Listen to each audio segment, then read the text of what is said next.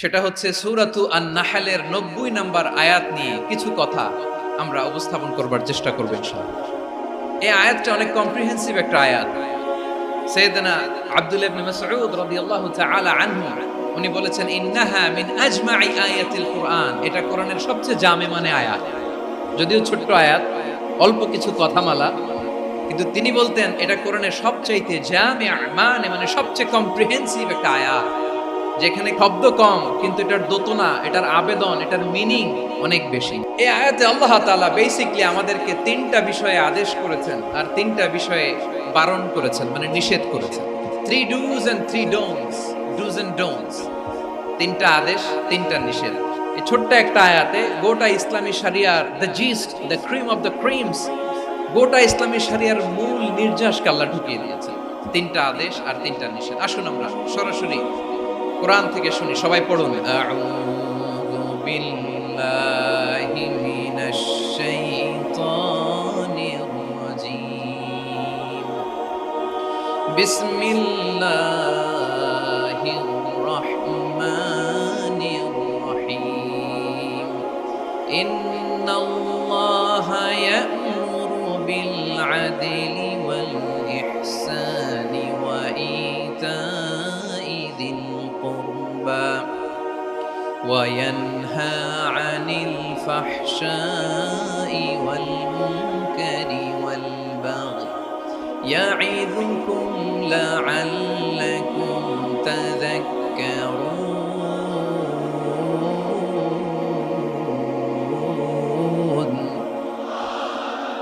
আল্লাহ তাআলা ইরশাদ করছেন, ইন্নাল্লাহা ইয়া'মুরু বিল আদলি ওয়াল ইহসান। নিশ্চয় আল্লাহ তাআলা তোমাদেরকে ন্যায় বিচারের আদেশ দেন, সদাচরণের আদেশ দেন, নিকটাত্মীয়দেরকে দানের আদেশ দেন। আদেশ কয়টা? নিশ্চয় আল্লাহ তাআলা তোমাদেরকে ন্যায় বিচারের আদেশ দেন,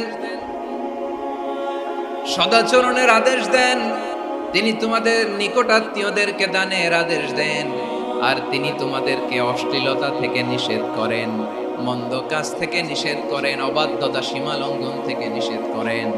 তিনি তোমাদেরকে উপদেশ দেন যাতে তোমরা শিক্ষা গ্রহণ করো। সুবহানাল্লাহ। উপদেশ দিচ্ছে স্বয়ং কে? তিনটা জিনিসের আদেশ। ইয়া'মুরু বিল আদল, সুবিচার, ন্যায় বিচারের আদেশ তিনি দেন। ইহসানের আদেশ দেন, যাতে আমরা ইহসান করি, একে অপরের প্রতি সুবিচার করি, মহানুভবতা দেখায়, অনুগ্রহ দেখায়, আর নিকট আত্মীয়দেরকে যেন আমরা দান করি। এই তিনটা আদেশ তিনি দিয়েছেন। আর কোন তিনটা জিনিস থেকে তিনি বারণ করেছেন? অশ্লীলতা, ফাহশা, মুনকার, মানে সব মন্দ আর অসৎ কাজ, এগুলো থেকে তিনি আমাদেরকে বারণ করেন। ওয়াল বাগি, অবাধ্যতা, সীমা লঙ্ঘন, এই তিনটা কাজ থেকে তিনি আমাদেরকে বারণ করেন। তিনি আমাদেরকে উপদেশ দেন, স্বয়ং আল্লাহ তাআলা আমাদেরকে উপদেশ দেন যাতে করে আমরা শিক্ষা গ্রহণ করি। সুবহানাল্লাহ। আল্লাহ তাআলা প্রথমে আমাদেরকে আদেশ দিয়েছেন আদালের। ইন্নাল্লাহা ইয়া'মুরু বিল আদল। আওয়াজ করে বলুন আল আদাল। আমরা উর্দু জানি, হিন্দি জানি, অনেকে ইংরেজিও জানি, কিন্তু আরবি শব্দগুলো আমাদের মুখ দিয়ে বেরোতে চায় না। আওয়াজ করে বলুন আল আদাল।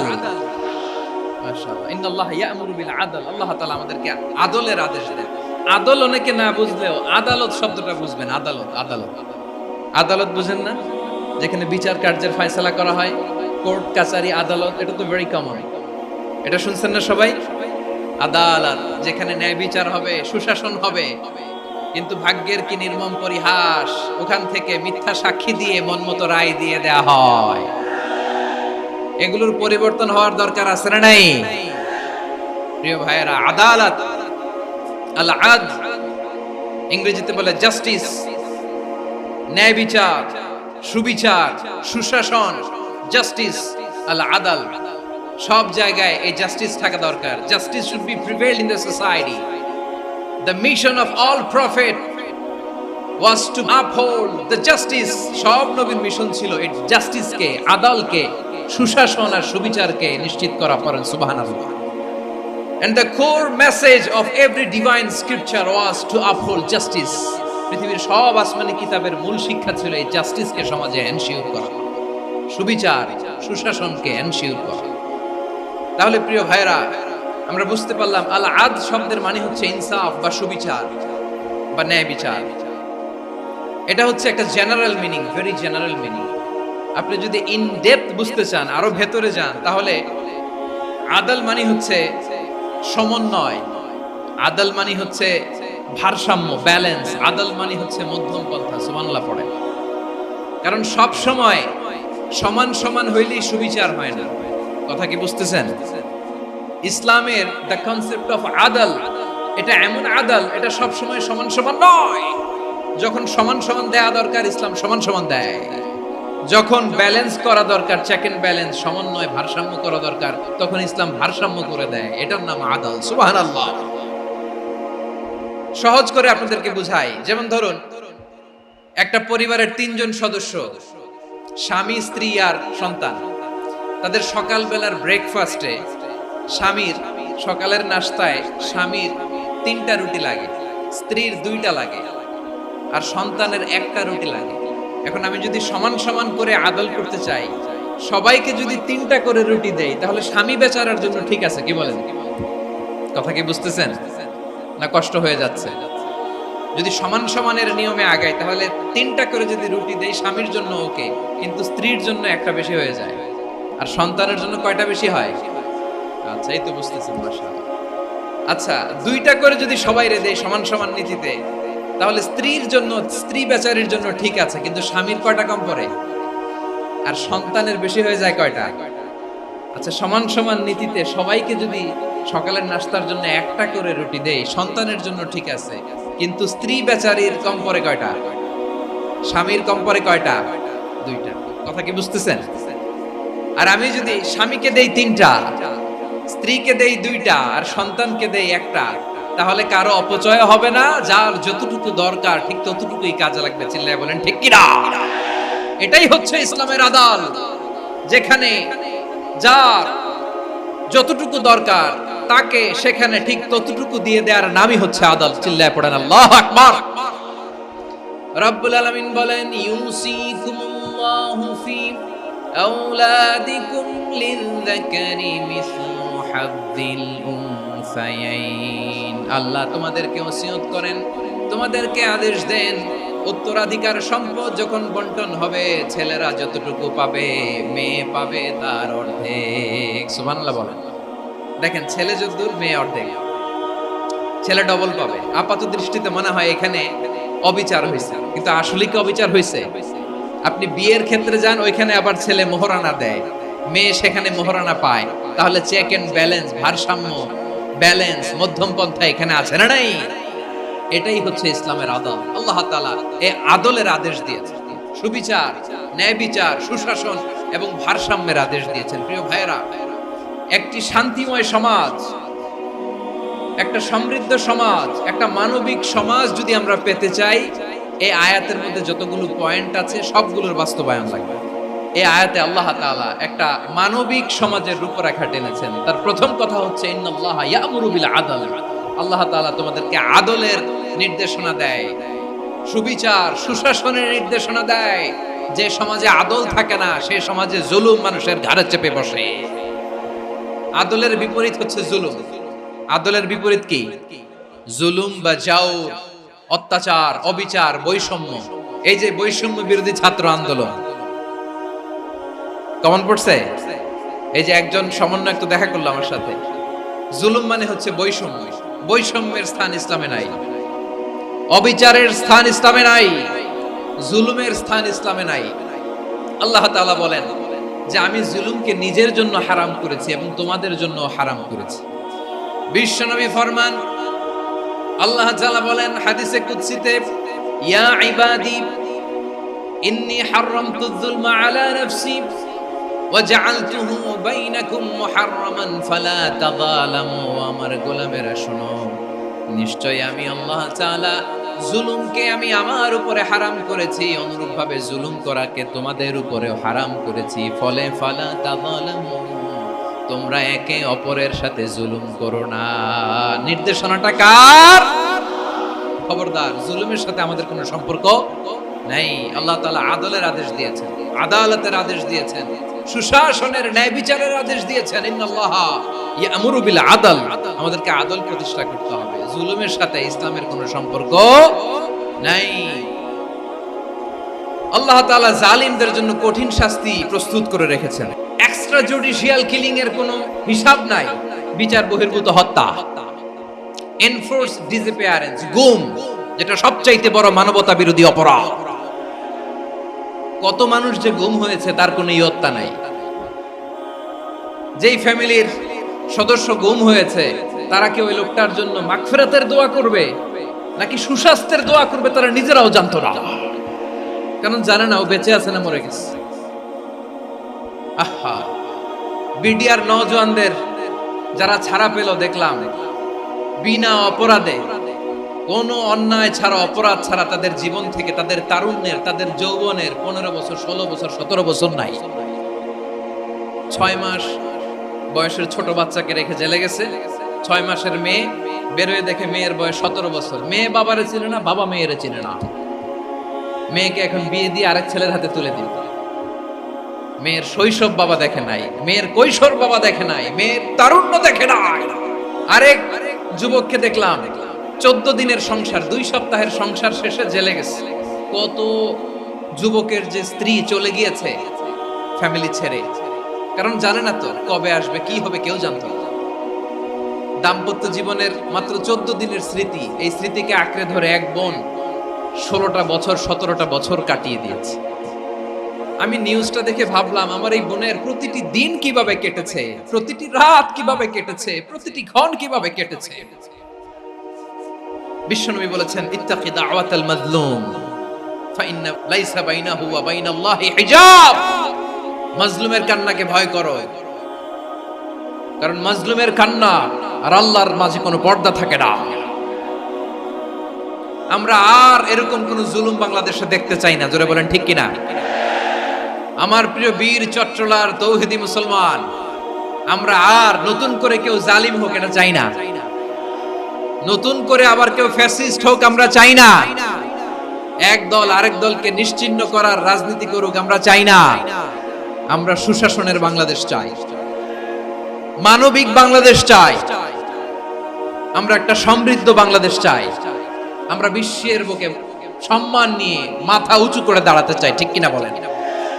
আল্লাহ বললেন, এটা যদি তোমরা চাও, একটা সমৃদ্ধ সমাজ যদি বিনির্মাণ করতে চাও, মানবিক সমাজ যদি বিনির্মাণ করতে চাও, আমি তোমাদেরকে সেজন্য প্রথমে আদালতের নির্দেশ দিলাম। ইন্নাল্লাহা ইয়া'মুরু বিল আদল, নিশ্চয় আল্লাহ তাআলা তোমাদেরকে ন্যায় বিচার, সুশাসন এটার আদেশ দেন। সুবহানাল্লাহ। আদাল, ন্যায় বিচারের আদেশ আল্লাহ তাআলা কোরআনের বিভিন্ন আয়াতে দিয়েছেন। আল্লাহ তাআলা বলেছেন, ইন্নাল্লাহা ইয়া'মুরুকুম আন তুআদ্দুল আমানাতি ইলা আহলিহা ওয়া ইযা হাকামতুম বাইনান নাসি আন তাহকুমু বিল আদল ইন্নাল্লাহা নি'ম্মা ইয়া'iদুকুম বিহি ইন্নাল্লাহা কানা সামিআন বাসীরা। আল্লাহ তাআলা বললেন, আল্লাহ আদেশ দিচ্ছেন, যে ব্যক্তি আমানতের হকদার তার হাতে তোমরা আমানত পৌঁছে দাও। আর যখন তোমরা বিচার কার্য করবে, বিচার ফয়সালা করবে, আদালতের সাথে করো। সুবহানাল্লাহ বলেন, ওয়া ইযা হাকামতুম বাইনান নাসি আন তাহকুমু বিল আদল, আদালতের সাথে করবা। আল্লাহ তাআলা বলেন, যারা জাজ হবে, বিচারক হবে, তাদের যদি বাদী বিবাদীর কারোর সাথে শত্রুতা থাকে, কারোর সাথে যদি কোনো ধরনের রেষারেষি থাকে, আল্লাহ বলেন বিচার কার্য করতে যে ওই শত্রুতা রেষারেষির কারণে আদালতের বাইরে যে অবিচার করে বিচার করো না। ওয়ালা ইয়াজরিমান্নাকুম শানাআনু কওমিন আলা আল্লা তা'দিলু ই'দিলু হুয়া আকরাবু লিত্তাকওয়া ওয়াত্তাকুল্লাহা ইন্নাল্লাহা খাবীরুম বিমা তা'মালুন।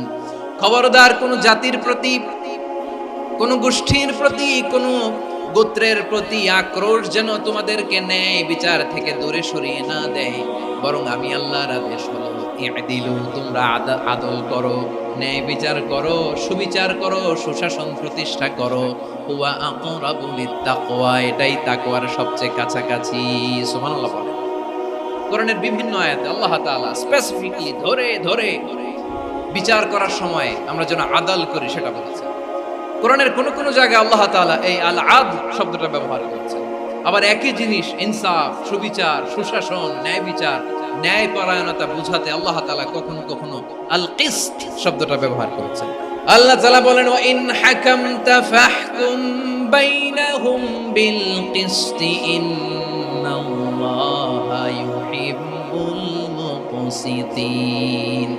যখন তুমি বিচার করবে, বিশ্বনবীকে উদ্দেশ্য করে অ্যাড্রেস করে বললেন, নবী হে, ইহুদিরা কোনো বিষয়ে মীমাংসার জন্য যদি আপনার দরবারে আসে, যদি বিচার করতে হয়, খবরদার অবিচার করবেন না। ফয়সালা যেটা করবেন কিসতের সাথে করবেন, ন্যায় পরায়ণতার সাথে করবেন, কারণ ইন্নাল্লাহা ইউহিব্বুল মুকসিতিন, নিশ্চয় আল্লাহ রাব্বুল ইজ্জাত ন্যায় পরায়ণশীলদেরকে বড্ড ভালোবাসেন। সুবহানাল্লাহ বলেন। ন্যায়পরায়ণ লোকদেরকে আল্লাহ তাআলা বড্ড ভালোবাসেন। অন্য আয়াতে আল্লাহ তাআলা বলছেন, وَنَضَعُ الْمَوَازِينَ الْقِسْطَ لِيَوْمِ الْقِيَامَةِ فَلَا تُظْلَمُ نَفْسٌ شَيْئًا, আমি কিয়ামতের দিন ন্যায়পরায়ণতার মানদণ্ড স্থাপন করব, যেটাকে আমরা মিজানের পাল্লা বলি। আল্লাহ বলেন, ন্যায় বিচারের মানদণ্ড কিয়ামতের ময়দানে আমি আল্লাহ স্থাপন করব। সেদিন কারো প্রতি বিন্দু পরিমাণ, এক চুল পরিমাণ বিচার করা হবে না, কোনো বিচার করা হবে না। সেদিন সুশাসন হবে, সুবিচার হবে, ন্যায় পরায়ণতার সাথে বিচার হবে। আওয়াজ করে পড়েন আল্লাহু আকবার। তাহলে প্রিয় ভাইরা, যে তিনটি বিষয়ে আল্লাহ তাআলা আমাদেরকে আদেশ দিয়েছেন, তার প্রথমটা হচ্ছে আদালত, ইনসাফ, সুবিচার, ন্যায় বিচার। এটা আমরা চাই কি চাই না? বিশ্বনবী ন্যায় বিচার, ন্যায় পরায়ণতা, সুশাসন প্রতিষ্ঠিত করেন কি করেন নাই? আপনারা বিশ্বনবীর সিরাত যারা পড়েছেন, আপনি দেখবেন বিশ্বনবীর সিরাতের পরতে পরতে, বাকে বাকে, সিরাতের বাকে বাকে এই আদালতের নমুনা মেলে। সুবহানাল্লাহ বলেন। ছোট্ট একটা নমুনা রাসূল সাল্লাল্লাহু আলাইহি ওয়াসাল্লামের আসিরা আল আতরা থেকে ছোট্ট একটা নমুনা আপনাদের খেদমতে এখানে উপস্থাপন করলাম। বিশ্বনবী সাল্লাল্লাহু আলাইহি ওয়াসাল্লাম মক্কা বিজয় করলেন ৮ম হিজরিতে। মক্কা বিজয় শেষের দিনই কয়েক সপ্তাহ মক্কাতে অবস্থান করলেন। ইন দ্য মিন টাইম মক্কার একটা ভেরি প্রেস্টিজিয়াস এন্ড ডিগনিফাইড ফ্যামিলির নারী চুরিতে ধরা পড়ল। কিসে ধরা পড়ল? আমাদের সমাজে আসেনি এটা? আছে? ছোট না বড়? হিসাব করে শেষ করা যায় না। ৩.৫ লাখ কোটি টাকা নাই উন্নয়ন প্রকল্পের নাম। ৩.৫ লাখ কোটি টাকা লিখতে পারবেন আপনি? একটানা লিখতে পারবেন? বুঝতেছেন কত বড় সংখ্যা? বনু মাখজুমিয়া গোত্রের এক নারী মক্কায় চুরিতে ধরা পড়ল। বলেন তো, চুরি করলে বিধান কি? কি কাটতে হবে? চুরির বিধান হলো হাত কেটে দাও। দাও সেটা গোপনে নয়, প্রকাশ্যে জনসম্মুখে হাত কেটে দাও। বনু মাখজুমিয়া গোত্রের নারী যখন চুরিতে ধরা পড়লো, সাহাবারা চিন্তায় পড়ে গেলেন। সবে মাত্র মক্কার লোকেরা কালিমা পড়ে মুসলমান হয়েছে, ইসলামের আইন কানুন তেমন জানে না, ইসলামী শরিয়ার সাথে বেশি পরিচিত নয়। এখন যদি বিশ্বনবী চুরির যেই বিধান এটা যদি কায়েম করে হাত যদি কেটে দেয়, না জানি মক্কার লোকেরা আবার বিগড়ে যায়, না জানি মক্কার লোকেরা আবার মুরতাদ হয়ে যায়, না জানি মক্কার লোকেরা ইসলাম থেকে দূরে সরে যায়। চলো চলো, সাহাবীরা মিলে পরামর্শ করলেন, চলো বিশ্বনবীর কাছে যে বলি, ও নবী, শুধু কেবলমাত্র একমাত্র এই নারীর জন্য চুরির হাত কাটার বিধানটা আপনি একটু থামিয়ে দেন। চুরির হাত কাটার যে বিধান এখানে একটু রহিত করে দেন, বাকিগুলা কইরেন মদিনাতে যে চলবে, কিন্তু মক্কায় এবারের জন্য মাফ করে দেন। কিন্তু কে বলবে? এই যে পরামর্শ, সাজেশন, এটা কে দিবে বিশ্বনবীর কাছে? সাহাবারা চিন্তায় পড়ে গেলেন। আল্লাহর নবীর সামনে দাঁড়িয়ে আল্লাহর দেয়া হুদুদ, আল্লাহর দেয়া বিধান থামিয়ে দেওয়া, মাফ করে দেওয়া, এই কথা বিশ্বনবীর সামনে বলার সাহস তো কেউ রাখে না। কেউ কেউ বলল, বিশ্বনবীর পালক পুত্র যায়েদ বিন হারেসার সন্তান উসামারে বিশ্বনবী নাতির মতো আদর করে, বড্ড বেশি ভালোবাসে উসামারে। এজন্য সাহাবারা উসামাকে বলতো হিব্বু রাসূলিল্লাহ, বিশ্বনবীর ভালোবাসা। কি বলতো? সাহাবীরা বললেন বিশ্বনবীর ভালোবাসা, হিব্বু রাসূলিল্লাহ, উসামারে পাঠাও। উসামারে বিশ্বনবী নাতির মতো স্নেহ করে, মায়া করে ভালোবাসে। আমরা পারবো না, উসামা পারবে। সবাই মিলে ফুলিয়ে ফুসিয়ে ওসামাকে, ছোট্ট ওসামাকে রাজি করালো। ওসামা, এমন এমন কথা যে তুমি বিশ্বনবীর কাছে বলতে হবে, পারবা নাকি? ওসামা বলে পারবো। সাইয়েদনা ওসামা রাদিয়াল্লাহু তাআলা আনহু তরুণ সাহাবী বিশ্বনবীর কাছে গেলেন, যে বললেন, নবী, বনু মাখজুমিয়া গোত্রের এক নারী চুরিতে ধরা পড়েছে, এবারের জন্য কি এই মহিলাটারে মাফ করে দিলে হয় না? এবারের জন্য একটু ক্ষমা করা যায় না নবী? বিশ্বনবী বলেন, আতাশফাউ ফি হাদ্দিন মিন হুদুদিল্লাহ, তোমার এত বড় সাহস উসামা, তুমি আল্লাহর হাত, আল্লাহর দেয়া বিধান, এটার ব্যাপারে সুপারিশ করতে এসেছো? তোমরা কি জানো তোমাদের আগে যত কম, যত গোত্র, যত জনপদ ধ্বংস হয়েছে তার কারণ ছিল তাদের মধ্যে গরিবরা অন্যায় করলে তারা বিচার করত, আর ধনীরা অন্যায় করলে তারা মাফ করে দিত। খবরদার! ওয়া আইমুল্লাহ লাউ আন্না ফাতিমাতা বিনতি মুহাম্মাদিন সারাকাত লাকাতা মুহাম্মাদুন ইয়াদাহা। বিশ্বনবী বললেন, ওরে ওসামা, বানু মাখজুমিয়ার ওই প্রেস্টিজিয়াস এন্ড ডিগনিফাইড ফ্যামিলির মেয়ে তো দূর কি বাত, অনেক দূরের কথা।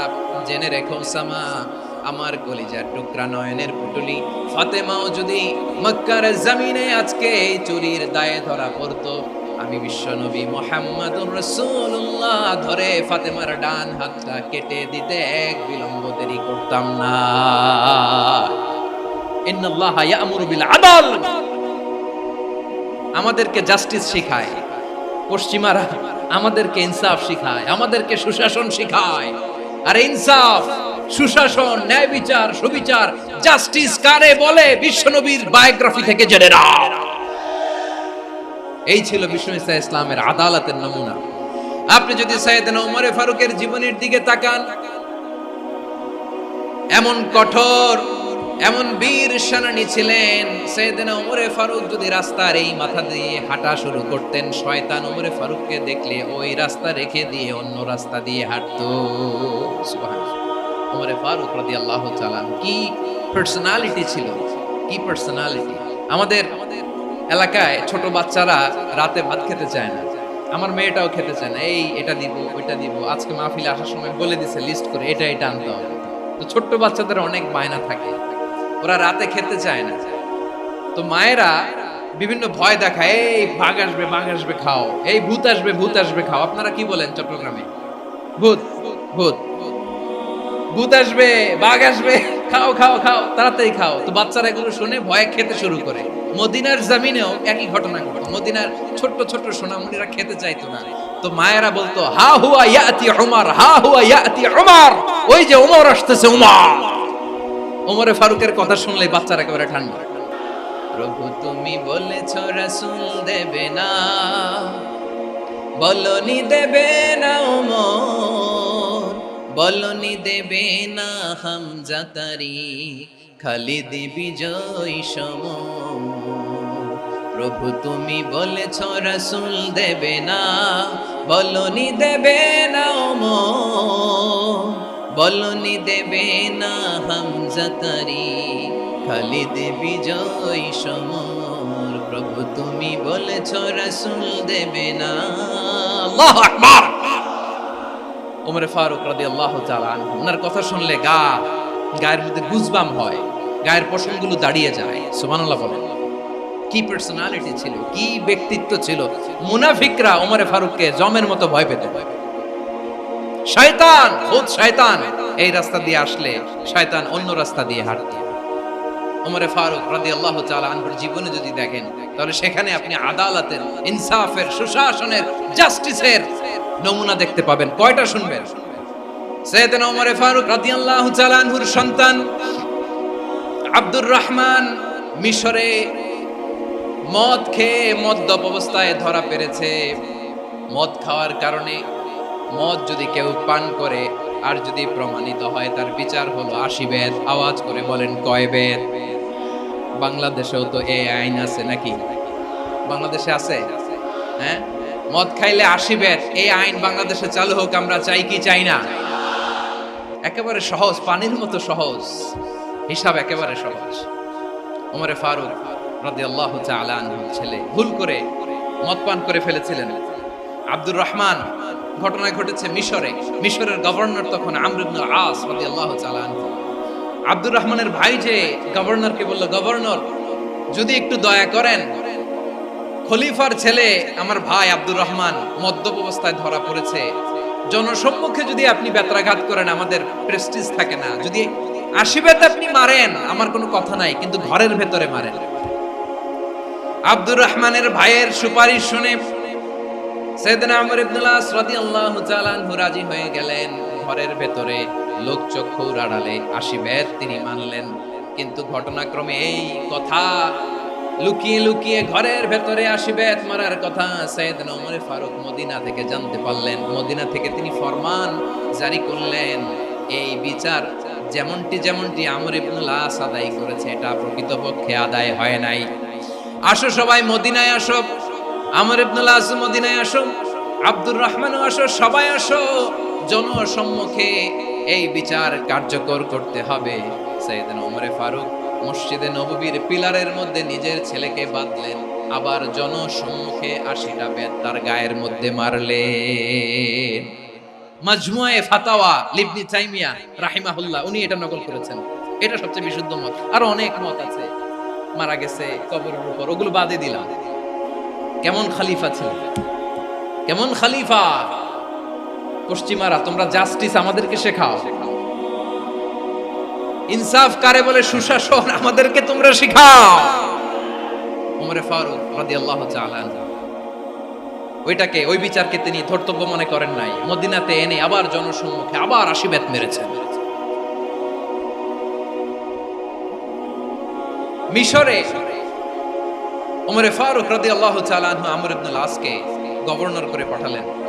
সেখানে আমর ইবনে আসের ছেলে একটা প্রতিযোগিতায় রানার আপ হয়েছে। এক মিশরি সেখানে চ্যাম্পিয়ন হয়েছে। রানার আপ বুঝতে পেরেছেন তো? সেকেন্ড হয়েছে।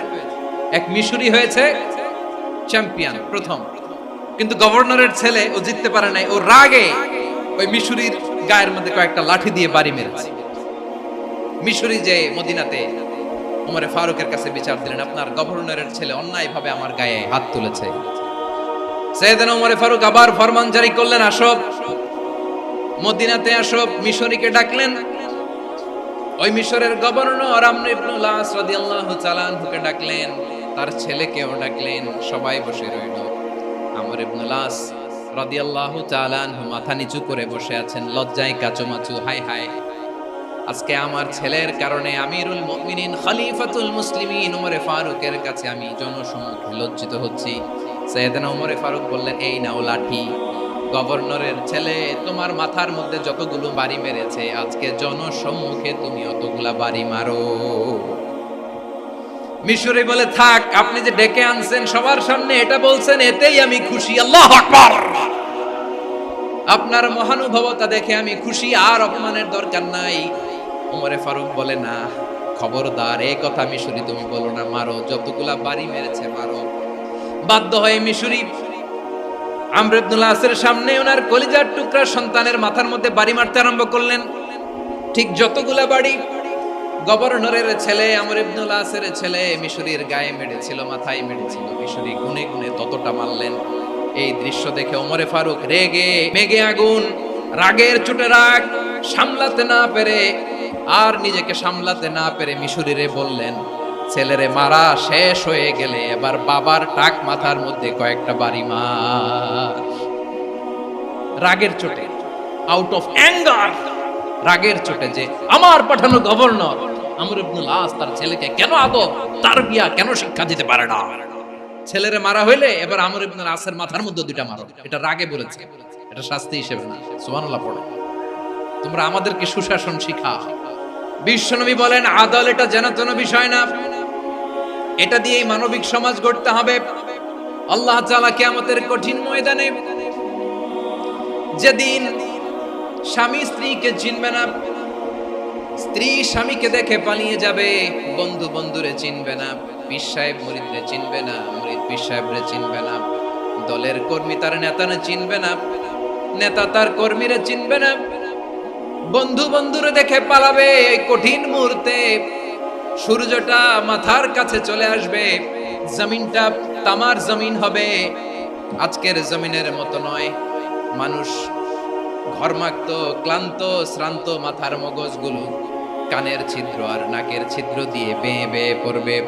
বিশ্বনবী ফরমান, কিয়ামতের ওই কঠিন ময়দানে 7 শ্রেণীর ব্যক্তিকে রব্বুল আলামিন তার আরশের নিচে ছায়া দিবেন।